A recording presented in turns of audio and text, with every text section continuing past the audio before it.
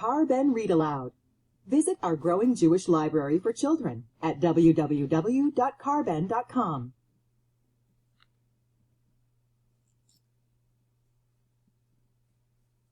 Francesco Tirelli's Ice Cream Shop. Written by Tamar Meir. Illustrated by Yale Albert. Translated by Noga Applebaum.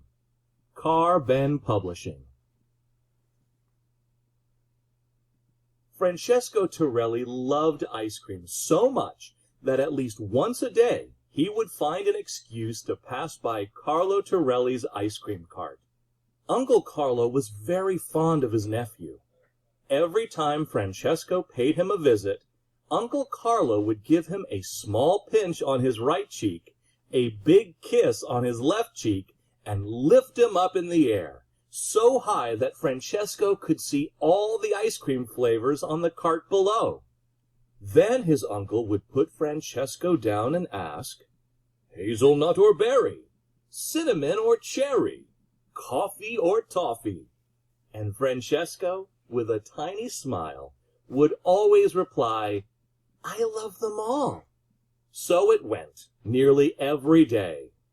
One day, his mother, Emma, told him, "Enough! You will end up growing a gelateria in your tummy."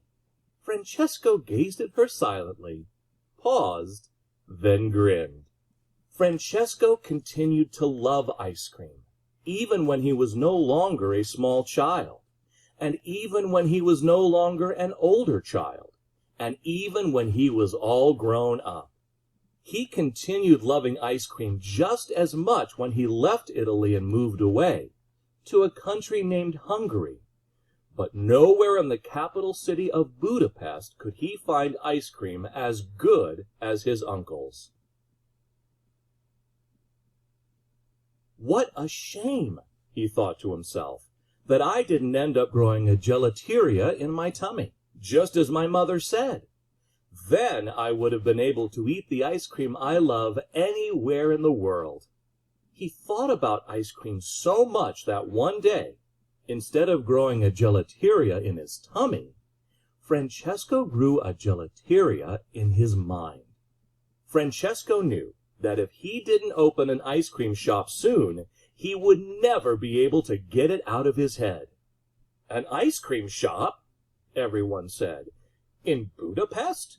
This isn't Italy. This isn't Rome. This isn't Venice. This isn't Florence. This is Budapest.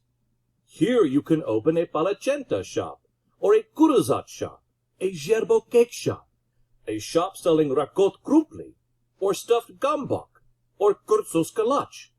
But ice cream? Who will buy your ice cream?" But Francesco Tirelli would not give up. He opened an ice cream shop right in the center of Budapest. He sold ice cream and chocolate to everyone, even to those who said nobody would buy it. Francesco thought to himself, "Mothers are always right. I did end up with an ice cream shop growing in my tummy and my head, just like my mother said." One child in Budapest who loved ice cream was Peter. Every day he would find an excuse to pass by Francesco Tirelli's shop. Sometimes he would buy ice cream. Sometimes he would just walk in. Sometimes he would just peek through the window. Francesco would look at him from inside the shop, smile, and wink at him with his left eye. More than anything, Peter loved hearing Francesco ask, "Hazelnut or berry? Cinnamon or cherry? Coffee or toffee?" And Peter, with a tiny smile, would reply, "I love them all." When Francesco heard this reply, he would grin and serve Peter an extra large scoop. One day, Peter's mother, Lily, told him, "Enough! You will end up living in an ice cream shop." Peter gazed at her silently, paused, then smiled a tiny smile. Years went by. Peter was no longer a child. He was a teenager, and the city of Budapest had also changed. The people were not as happy. There was a war, and everyone was afraid. Even Peter didn't feel like buying ice cream. He would just stop and look at the shop every time he passed by. One cold winter day, Peter saw Francesco closing the shop. Peter said to Francesco, "Maybe by summer things will be different, and people will buy ice cream again."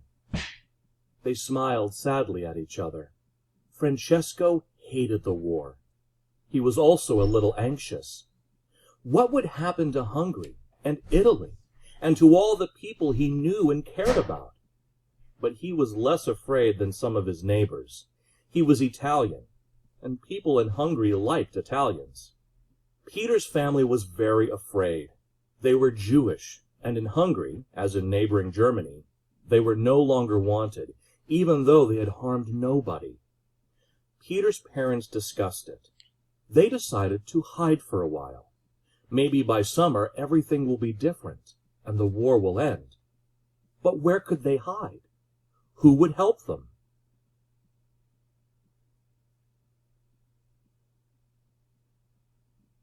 Francesco Tirelli was also thinking, "I'm Italian. I don't need to be afraid. The Hungarians like me. But what will happen to my neighbors? What will happen to Peter's family? What will happen to other children's families? Someone has to offer them shelter, to help them hide. Someone, I've got it. My ice cream shop. I will help them. I am that someone. It's winter. Winter is cold. In the winter, I don't sell ice cream." Francesco cautiously consulted his friends, and they all said, "Hide Jews in an ice cream shop? It's too risky, we fear, and besides, it's clear they are not our kin. They are not from here." Francesco gazed at them silently, paused, and said nothing. He just smiled a sad smile. But secretly, without telling anyone, he started inviting Jewish people to his shop, and even found them other hiding places. Plans he laid, arrangements he made. Though he was afraid, he secretly paid to have notes delivered offering aid. Peter's parents received such a note. On it was scribbled an address, number 7 Le Vol de Deux. They immediately understood. This address had distinct aromas of cinnamon and cherry, toffee and coffee, and all the rest. Slowly Jewish people gathered in the shop. Peter and his parents came, neighbors from across the street came, and friends from synagogue came. A girl called Hannah and her mother also came. Before the war, they used to buy a lot of strawberry ice cream from the shop. More and more people came. Francesco took care of them all. He brought them food to eat and water to drink, and even a newspaper so they would know what was happening in the world outside. "Thank you," said the people, moved by his kindness. "Thank you," said Peter's parents. Peter thought to himself, "I did end up living in an ice cream shop, just like my mother said I would." Francesco gazed at them silently and smiled. He was delighted to be able to help.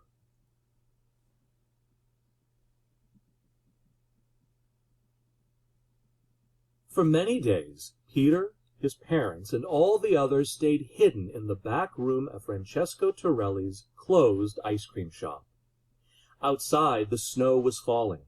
Outside, the rain was pouring. Outside, the war was raging. But inside the shop, people were safe. The days passed, and suddenly it was the month of Kislev, and the festival of Hanukkah was approaching. The people in the shop were sad. "It's Hanukkah," they said, "but we are not at home. We are not celebrating the light. We are hidden in darkness." The neighbor from across the street said, "Maybe we should try. Maybe we can find a way to light Hanukkah candles." Hannah looked up hopefully. A friend from the synagogue remembered that he'd seen a bottle of cooking oil somewhere. Peter longed for them to succeed, for someone to find a Hanukkah, for someone to... "I will be that someone," he decided. I will find a Hanukkah. But where? Venturing out is dangerous. In the shop there are cups and spoons. There is a refrigerator. There are small bottles with tantalizing aromas. But there is no Hanukkah. Peter entered the shop. He checked the back room. He sought and searched, rifled and rummaged, looked right and left and right again. And then he saw it. A Hanukkah? No, a mold for making chocolate. Melted chocolate could be poured into the mold and taken out when it hardened. Peter looked at the mold and smelled the delicious aroma of chocolate. He could almost taste it on the tip of his tongue.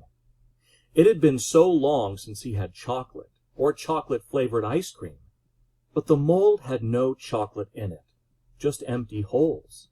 He counted them. He counted again. He couldn't believe it. The mold had exactly 8 holes. Someone remembered seeing a bottle of cooking oil. There it was, on a shelf. And so, that year, inside an ice cream shop, in the heart of cold, dark Budapest, a chocolate Hanukkah burned brightly. And everyone hoped and prayed that by summer, everything would be different. Winter passed, and in the spring the war was over. Peter, Hannah and their families, the neighbors from across the street, and all the other people who were with them in the shop, gradually tried to return to their normal lives. Francesco reopened his ice cream shop and continued to sell ice cream in the flavors he loved so much: hazelnut and berry, cinnamon and cherry, coffee and toffee, in all sizes, to people of all kinds. Francesco knew that what he had achieved was bigger and sweeter than any ice cream scoop he had ever sold or eaten in his life. Peter grew up and moved to Israel. He studied and then taught at a university. He never forgot Francesco, and he never forgot how important it is to help those in need. He married Sarah and had children, grandchildren, and great-grandchildren, and they all loved ice cream. Best of all, they loved going to the ice cream shop in Jerusalem with Grandpa Isaac, who once lived in Budapest and was called Peter. Epilogue. The Second